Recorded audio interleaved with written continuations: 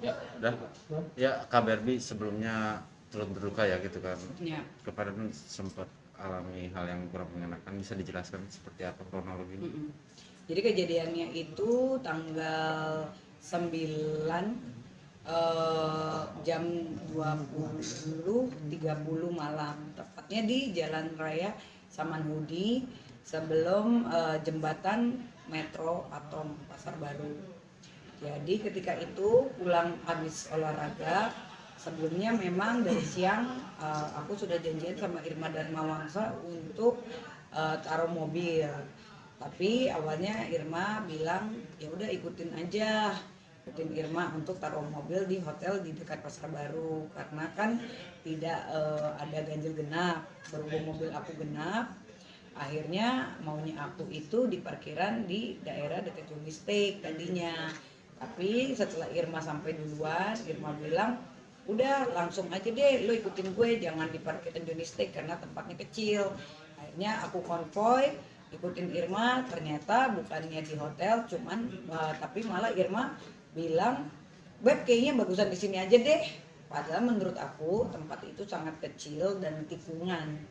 Karena itu di deretan klasik hotel. Jadi kurang lebih deretan klasik hotel itu ada tikungan. Nah, tepat di tikungan itulah mobil aku disuruh Irma untuk parkir.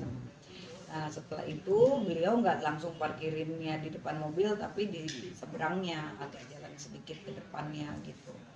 Malamnya juga seperti itu, jam 7:30 Irma udah ajakin aku yuk pulang, karena kan katanya anaknya kan juga udah nungguin.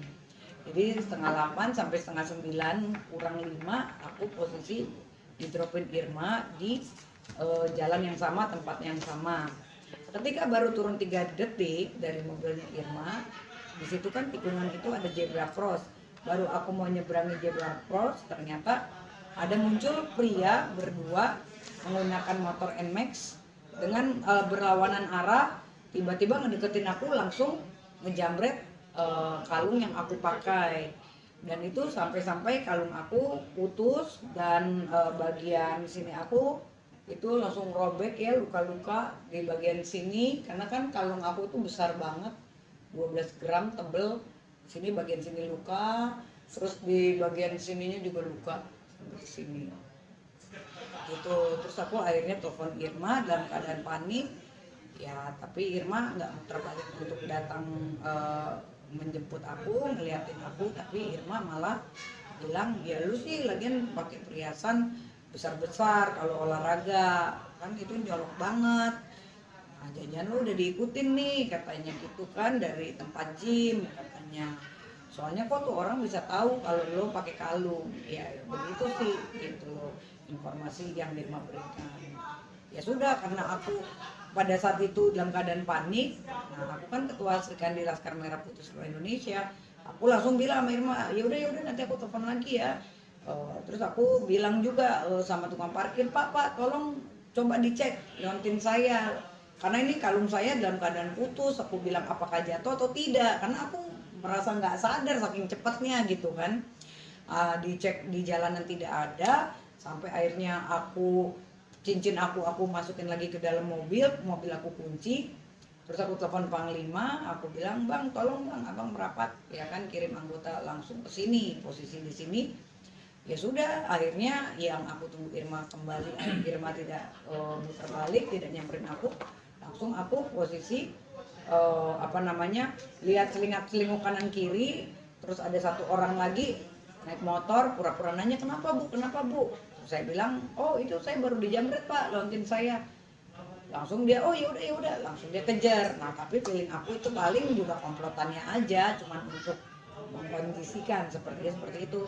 Ya sudah, sampai di situ sekitaran jam 10 dari pasukan dari Laskar Merah Putih datang ya kan, 9:30-an deh ya, nggak lama dari situ, sekitar jam 9:15 proposnya datang semuanya. Langsung aku berpikir, wah ini kayaknya aku udah harus langsung bikin laporan kan, karena biar ada dasarnya gitu. Dan aku mengajak saksi untuk saksi-saksi yang melihat di tempat TKP untuk segera datang gitu, untuk menemani aku langsung kita ke Polsek Sawah Besar gitu, untuk memberikan memberikan laporan ke polisian. Berarti ini udah proses ya laporan? Ya. Boleh ditunjukin Pak? Bisa sambil itu ya? Ya, silakan. Baik, terhadap peristiwa tanggal 9 Maret itu merupakan peristiwa hukum yang dialami oleh Berbi telah dilaporkan ke Polsek setempat, di mana laporan itu adalah atas peristiwa pencurian dengan pemberatan yang dimaksud oleh pasal 363 KUH Pidana. Nah, ini dia laporan polisinya. Beliau sudah memberikan laporan polisi atas peristiwa hukum ini. Itu yang pertama. Yang kedua yang ingin kita sampaikan adalah bagaimana bahwa benda yang dirampas atau dirampok dari lehernya itu berupa liontin yang nilainya itu ditaksir kerugian sebesar 400 juta, tapi kalungnya masih ada, kan ditarik porsinya kan. Nah, inilah kalungnya. Ini nanti akan kita sampaikan ke pihak berwajib untuk disampaikan, tapi keterangan sudah diberikan. Yang ketiga adalah bahwa ada luka yang dialami oleh korban, dalam hal ini Berbi Kumala, yang tadi yang dia sampaikan luka akibat ditarik secara paksa sehingga lukalah di leher beliau. Itu nanti juga Berbi akan melengkapinya dengan surat keterangan dari rumah sakit yang menyatakan memang ada luka lecet, kan seperti itu, agar peristiwa hukum ini memang betul-betul duduk dalil-dalil unsur adanya pemberatan itu, adanya kekerasan itu, ada korban, adapun kerugian, agar dalam laporan ini memang betul-betul sempurna sebuah laporan polisi. Dan langkah selanjutnya yang akan kita lakukan adalah menyerahkan bukti-bukti tambahan seperti itu. Ketiga, kita juga bermohon kepada pihak kepolisian untuk mencari CCTV yang ada di situ. Memang ketika malam itu sudah diperiksa 2 orang saksi, karyawan di salah satu bank yang ada di situ sama orang yang berada di tempat itu sudah diminta keterangan. Tinggal bagaimana CCTV nanti di dekat situ yang bisa mendukung bahwa ada memang proses dan orangnya itu kalau bisa dapat itu teridentifikasi nih si pelaku. Nah, itu dia, itu yang sedang kita berharap kepada pihak kepolisian untuk segera menggali laporan polisi ini agar segera bisa ditemukan pelaku tersebut. Seperti itu dia. Selain dari liontin apa aja? Liontin, hanya liontin aja sih untungnya. Cuman ya ini kalung aku tadinya kan bentuknya tidak seperti ini ya. Ini kan kalungnya beratnya 12 gram. Terus dia bentuknya choker ini kalungnya. Karena ditariknya sangat kuat ya sampai aku luka. Ini brodol begini nih, jadi sampai bentuknya dari ulir jadi ancur-ancuran begini nih. Gitu. Itu asli ya? Berapa? Kalau untuk kalungnya sih nggak mahal ya, cuma 10 jutaan. Tapi kalau liontinnya itu 400 juta. Gitu. Karena itu blue sapphire plus diamond. Blue sapphire plus diamond kan itu juga bulat. Gitu, kalungnya bulat besar, dan itu udah lama aku punya, itu udah sekitar 4 tahunan. Jadi mungkin sampai-sampai dulu kalau aku pakai itu netizen kok kalungnya itu lagi, dia nggak tahu kalau harganya mahal gitu loh. Gitu. Nah, tadi kan sempat mengatakan tadi kan setelah berpisahnya dengan Irma, ya kan? Ya. Nah, tadi kan langsung muncul tuh yang pelaku itu. Tiba-tiba ada 2 laki-laki ya. Pas di saat berkumara untuk mengontak kembali. Iya. Apa respon atau ada baik lagi atau seperti apa? Irma Darmawangsa malah terlihat tenang aja gitu. Maksudnya ya jawaban dia hanya, lu sih lagian kenapa kalau nge-gym pakai perhiasannya terlalu mencolok ya kan? Lagian kayaknya lu udah diikutin deh dari tempat gym. Soalnya kok tuh orang bisa tahu kalau lu pakai kalung. Ya jawabannya seperti itu. Padahal kan aku ngasih tahu dia itu bahwa aku kan kondisi lagi panik ya. Gue dijamret gitu loh. Ya mungkin seharusnya kan mungkin kalau namanya kita lagi teman lagi ada musibah kan mungkin bagusnya muter balik, karena aku juga nggak sempet nyuruh Irma, Beb lu tuh muter balik ya. Aku bukan tipe orang yang nyuruh orang, tapi aku tipe orang yang melaporkan karena posisi aku lagi shock gitu. Itu kan kalung aku mahal banget gitu, dan seumur hidup aku sampai saat ini umur aku mau 40 aku nggak pernah dijamret. Dan kejadian ini pun pelan setiap hari aku pergi sendiri, pulang pagi pun baik-baik aja.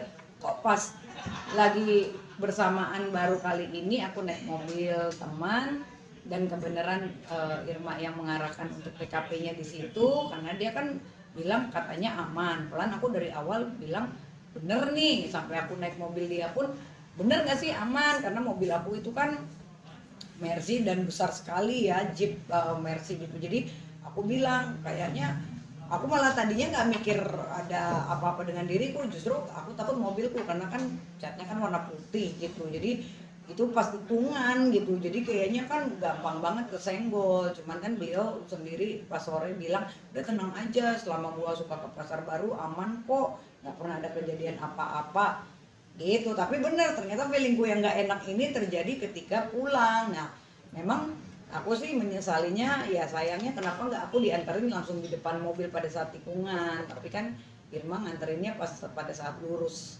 gitu. Jadi aku ada waktu aku harus turun dari mobilnya dia untuk ke mobil aku kan harus nyebrang gitu loh. Nah pada saat nyebrang itu baru beberapa langkah, dalam waktu sekitar 3 detik langsung ada orang gitu. Jadi sepertinya sudah memang diawasi atau dibuntuti gitu loh kalau menurut aku. Karena kalau spontan untuk waktu yang segitu cepatnya kayaknya agak kaget juga, agak bingung ya. Tapi kan kembali lagi nanti biar polisi yang menelusuri gitu.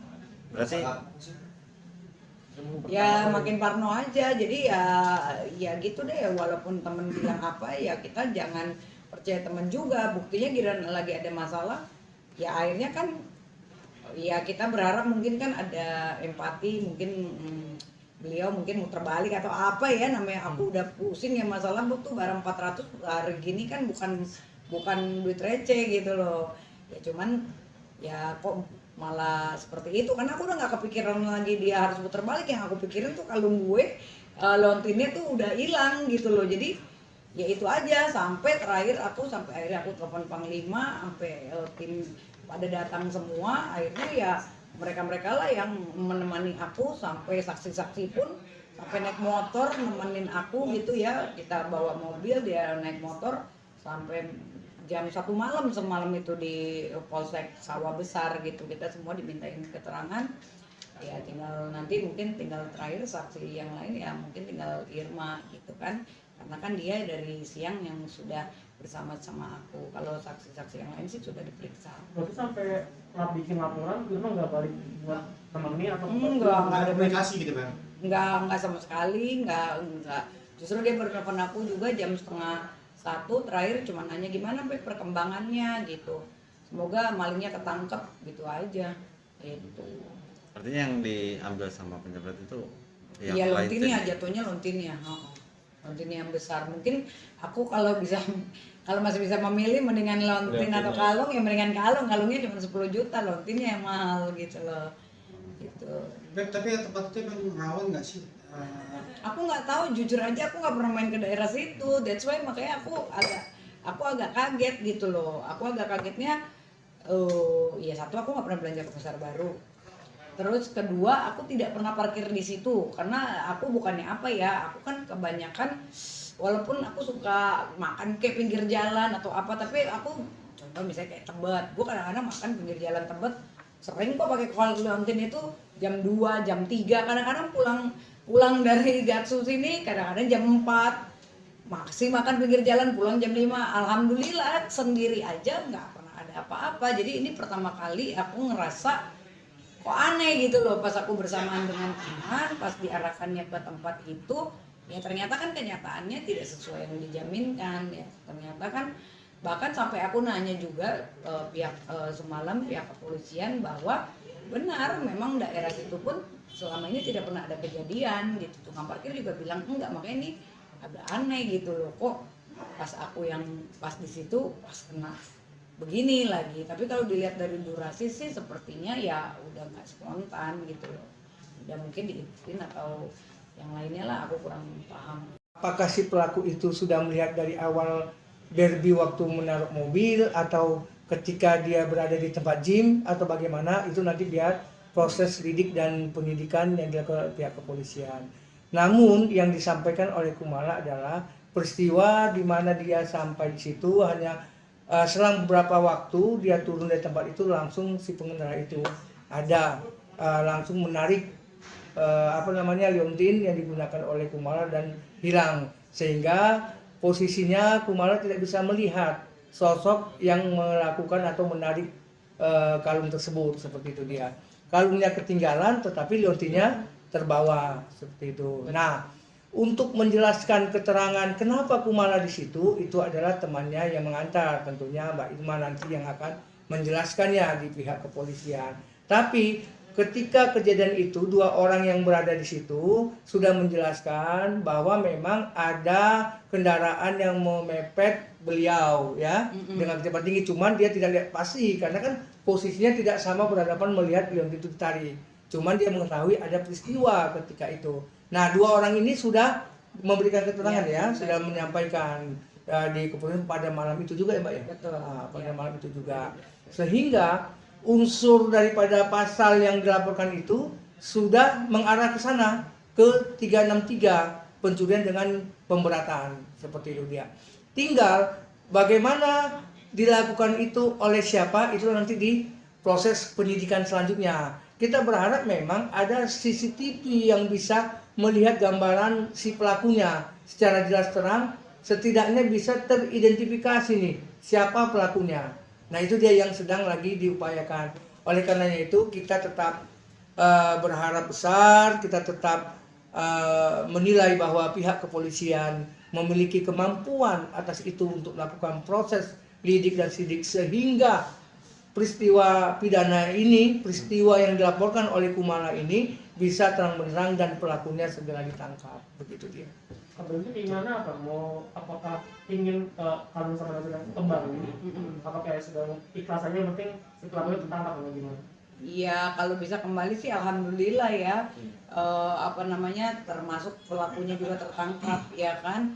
Dan apalagi nih kalau aku sih kayak ada apa sih kok bisa sampai seperti ini, secara apakah kebetulan atau memang sudah direncanakan gitu kan, atau memang spontanitas. Nah ini yang karena kan aku merasakan aku tidak pernah mengalami ini seumur hidup, jadi kayak yang shock banget gitu, kayak aku aduh ya next time, karena aku selama ini pergi sendiri kan aman-aman aja gitu loh, nggak ada masalah apa-apa, cuman kayak jadi nyesel gini aku karena percaya teman aku jadi kayak gini ya. Pelan bener loh feeling aku tuh dari awal aku udah nggak mau ke daerah sini, tapi kan katanya ke hotel, kok bukannya ke hotel malah di pinggir jalan gitu. Coba mungkin kalau parkirnya bener di hotel kan nggak mungkin juga ada seperti ini, karena kan pasti lebih safety. Kalau ini kan terus kenapa sih aku nggak di dropinnya belok sedikit gitu loh, kenapa aku harus ada jaraknya, ada jauhan. Justru ketika ada jarak jauhan itulah ya tiba-tiba aku disamperin motor, dan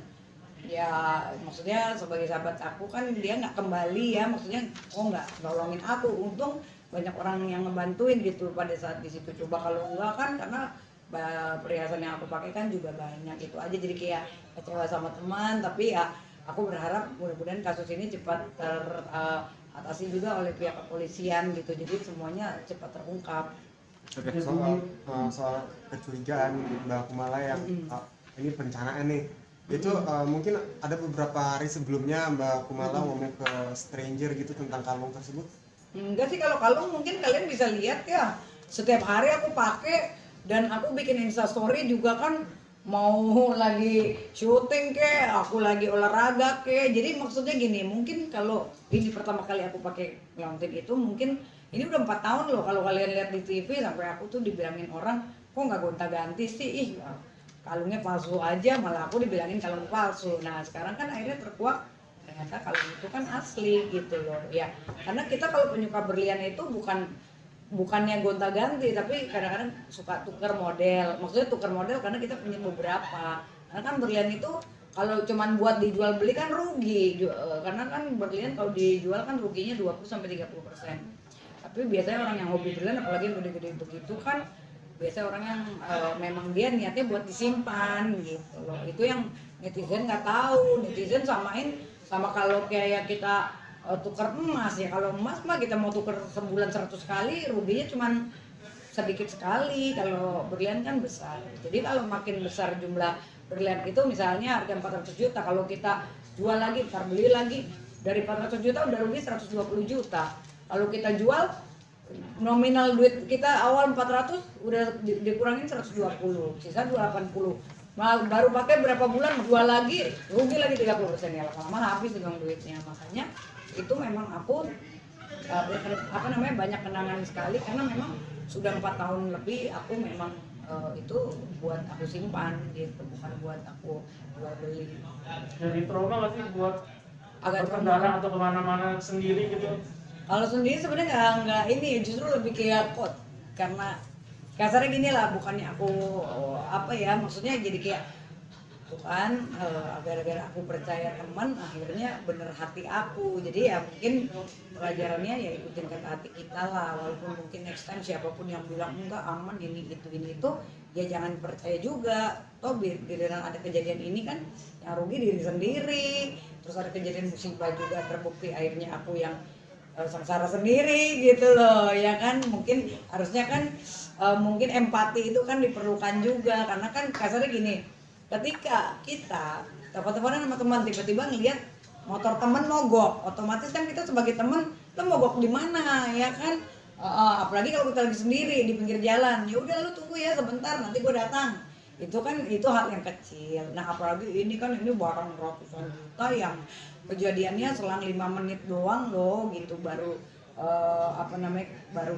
kejadian di Jamret, tiba-tiba aku memberitahu, ya aku nggak tahu alasannya, mungkin beliau sibuk atau apapun ya, tapi maksudku sebagai teman aku kayak kecewa aja, kok nggak balik lagi. Dan aku juga memang tidak nyuruh kembali lagi gitu loh, karena menurut aku kan hal itu kan bukan hal yang harus dikasih tahu. Jadi ya kayak, gila ya gue ada kejadian gini kok, temen gue bukannya memprotek gue gitu, membuat gue agak lebih secure, ya alhamdulillah orang sekitarnya itulah yang malah membantu aku gitu. Rasa kapok atau nanti lebih sepitaknya sih dalam bergaul nanti untuk depannya? Ya, selektif lagi sih ya, dalam arti ya don't trust anybody lah, apapun itu. Ya toh selama ini aku apapun berjalan sendiri baik-baik aja gitu kan. Ya itulah, makanya disinilah ketika giliran kita lagi seneng orang pada lengket, giliran kita lagi susah pada kabur. Jadi kayak aku kayak jadi apa sih, kayak nggak percaya diri gitu, kayak yang apa sih ini artinya, padahal kita sahabatan udah 15 tahun, lo gimana sih gitu. Gue lagi bukannya khawatir, malah gue diceramahin. Ya kalau cuma diceramahin mah gampang ya kan, sama kayak anak kecil lagi jatuh, kalau udah jatuh syukurin lu sih ya kan, nggak pakai mata jalan. Ya itu kan semua orang bisa ngomong, justru sebelum ketika dia bilang aduh jatuh, nah itulah kan maksudnya kita sebagai orang yang terdekat itu bagaimana empati kita gitu kan, lihat dia kakinya berdarah ya kan, bagaimana gitu. Jadi ya kembali lagi ya, semoga sih aku berdoa semoga cepat terungkap aja sih semuanya, terus pelakunya, syukur-syukur memang masih rezeki aku, Leontin itu juga masih ada gitu.